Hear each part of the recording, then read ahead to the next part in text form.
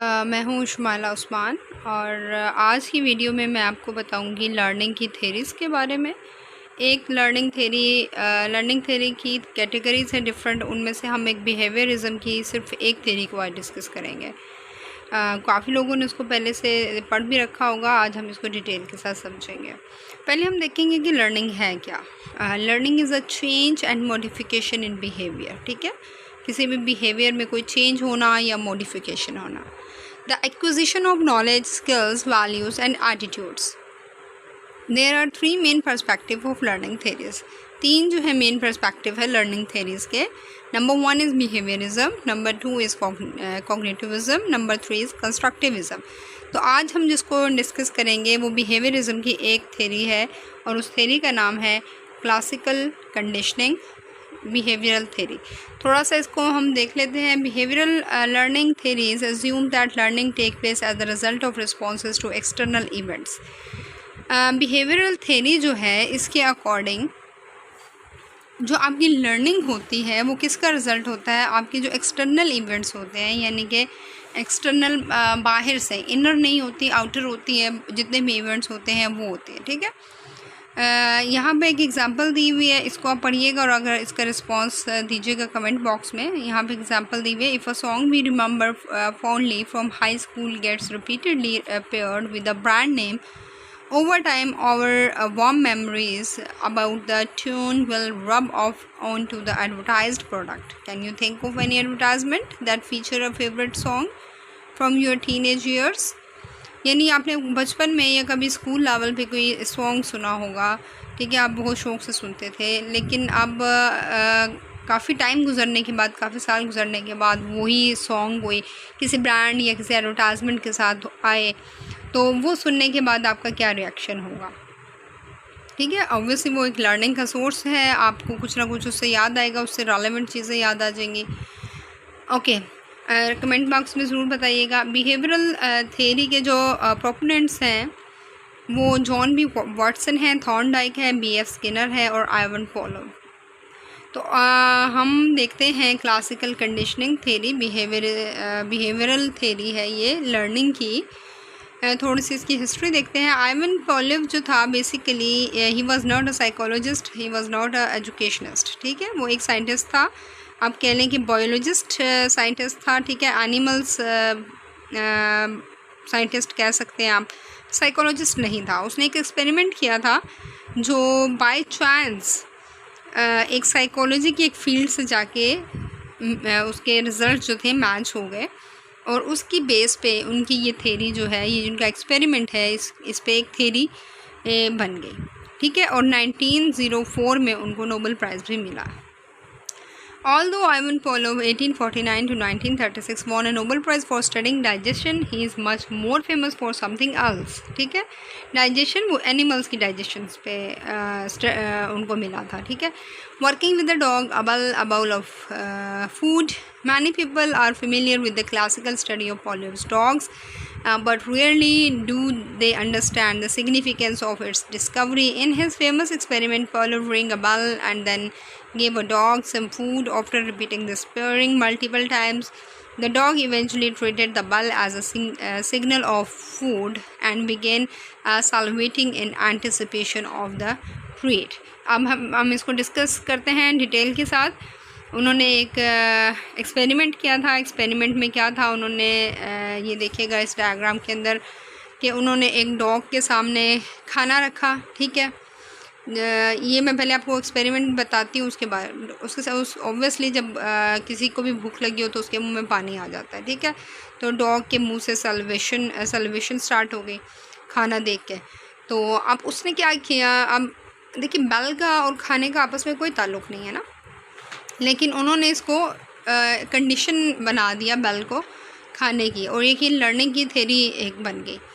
तो neutral stimuli क्या है यहाँ पे, बिफोर कंडीशनिंग क्या है, एक्सपेरिमेंट से पहले जो अनकंडीशन स्टिमुली है, कोई वो नहीं है इसमें। ठीक है, और उसका रिस्पांस क्या होगा, स्टिमुली कहते हैं एक्शन को, किसी भी एक्शन को यानी कि उकसाना, उभारना। अब खाना जो है वो किस चीज़ का सोर्स बना, उसके मुंह में पानी का। ठीक है, वो रिस्पांस, खाना देख के रिस्पांस क्या आया डॉग का, सैलिवेशन। ठीक है, उसके मुंह में पानी आना शुरू हो गया। अब उन्होंने यहाँ पे क्या किया कि बेल बजाई, लेकिन no celebration, no condition respond, कोई रिस्पॉन्स नहीं आया डॉग की तरफ से। अब डॉग को क्या पता बेल बजाइए क्यों बजाइए, ठीक है। ड्यूरिंग कंडीशनिंग, अब ड्यूरिंग कंडीशनिंग ये एक दफ़ा नहीं बहुत बार रिपीट किया गया कि बेल बजती साथ ही खाना आ जाता, और क्या होता कि अनकंडीशन रिस्पॉन्स जो था सैलिवेशन, डॉग के मुंह से पानी आना शुरू हो जाता। बार बार इसको रिपीट करने के बाद ये ड्यूरिंग कंडीशनिंग जो आपको नज़र आ रहा है 3rd नंबर पे जो बॉक्स है जो आपको नज़र आ रहा है, ये एक दफ़ा नहीं, ये मल्टीपल टाइम्स रिपीट किया गया। और आफ्टर कंडीशनिंग जब ये हो गया तो डॉग के सामने सिर्फ कंडीशनड स्टिमुलस क्या था, एक सिर्फ बेल बजाई गई, और क्योंकि वो रिपीट किया गया था खाने के साथ बार बार, इसलिए डॉग ने क्या समझा कि बेल के फ़ौरन साथ खाना आ जाता है, तो वो बेल की आवाज़ से ही डॉग के मुंह से सैलिवेशन स्टार्ट हो गई, ठीक है। अब अक्सर स्टूडेंट्स को ये समझ नहीं आती है, हमारे टीचर्स को, कि इस थ्योरी का हमारे एजुकेशन से क्या लेना देना है, या हम किस तरह इसको इसकी इम्प्लीकेशन कर सकते हैं क्लासरूम में। तो मैं 1-2 एग्जांपल के थ्रू आपको बताऊंगी। मज़ीद एग्जांपल अगर आपके माइंड में कोई आए तो आपने ज़रूर शेयर करनी है। Classical conditioning example, US uncondition stimuli, warm and nurturing teacher, आप एक्टिव हैं और उसका अनकंडीशन रिस्पॉन्स क्या होगा, यानी कंडीशन कोई नहीं है, आपको देख के वैसे ही बच्चे स्टूडेंट फील कनेक्टेड, आपके साथ कनेक्टेड होंगे, ठीक है। उसके बाद कंडीशन स्टिमुली क्या है, गोइंग टू स्कूल, यानी टीचर अगर स्कूल जा रहा है तो उसका रिस्पॉन्स क्या होगा, कंडीशन रिस्पॉन्स होगा, students feel good going to school, student भी अच्छा फील करेंगे स्कूल जाने में। इसकी कुछ और एग्जांपल्स देखते हैं। बिफोर कंडीशनिंग अगर हम देखें, if the teacher counts down from 10, अगर एक टीचर 10 से बैक गिनती है, then student will not clean up, student पे कोई असर नहीं होगा, स्टूडेंट को नहीं पता कि क्या हो रहा है, ठीक है। क्योंकि हम ये सफाई के हवाले से है, क्योंकि स्टूडेंट्स को नहीं पता कि काउंटिंग का और सफाई का तो कोई आपस में ताल्लुक़ नहीं है, ठीक है। ड्यूरिंग कंडीशनिंग क्या होगा, if the teacher tell the students to clean up and counts down from 10, अगर टीचर बताती है बच्चों को कि आपने सफाई करनी है और साथ साथ वो काउंटिंग करती है, तो स्टूडेंट्स ऑब्वियसली उसको फॉलो करेंगे।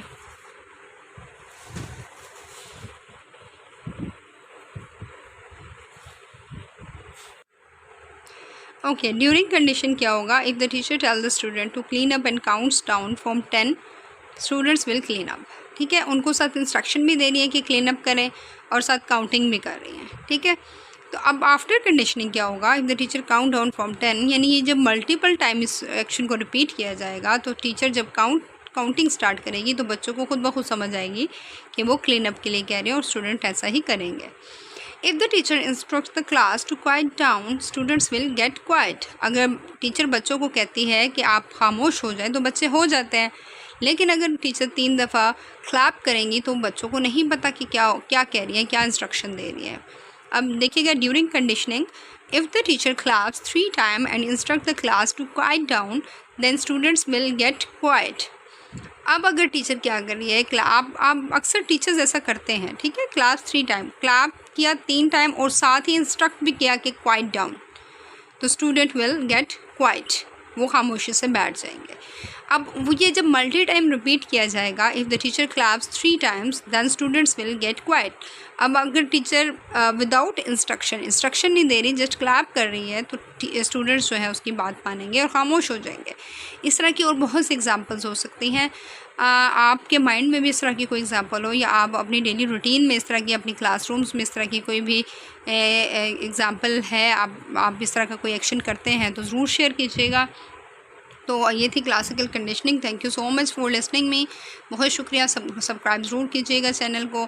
इंशाल्लाह हमारी नेक्स्ट वीडियो में हम इसी की बिहेवियरल थ्योरी की जो दूसरी है हमारी लर्निंग की थ्योरी, ऑपरेंट कंडीशनिंग, उसको हम डिटेल से डिस्कस करेंगे। तब तक के लिए बहुत शुक्रिया आप लोगों का। अल्लाह हाफ़िज़।